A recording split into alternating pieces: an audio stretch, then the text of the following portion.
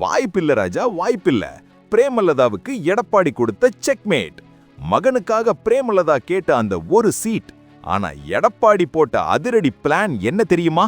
அடுத்த 50 செகண்ட்ல சொல்றேன். 2026 தேர்தல் நெருங்குது. கூட்டணி கணக்குகள் ஆனல் பறக்குது. ஒரு பக்கம் திமுக ஸ்ட்ராங்கா இருக்கு, இன்னொரு பக்கம் அதிமுக கூட்டணியை பிடிக்க தேமுதிக முட்டி மோதுது. பிரேமலதா விஜயகாந்த் வச்ச கண்டிஷன் என்ன தெரியுமா? எங்க கட்சிக்கு ஒரு ராஜ்யசபா எம்பி சீட் வேணும். ஆனா எடப்பாடி பழனிசாமி நோ சொல்லிட்டாரு. உண்மையிலேயே எடப்பாடி யாருக்கு அந்த சீட்டை தரப்போறாரு? அங்கதான் ட்விஸ்டே இருக்கு. டெல்லி அரசியலை கவனிக்க டிடிவி தினகரனுக்கு அந்த சீட்டை கொடுக்க மாஸ்டர் பிளான் போட்டுட்டாராம் இபிஎஸ். சென்னை முதல் கடலூர் வரை இருக்கிற தேமுதிக தொண்டர்கள் இப்போ செம அப்செட்ல இருக்காங்க. கேப்டன் இருந்தப்ப நிலைமையே வேறன்னு பேச ஆரம்பிச்சிட்டாங்க.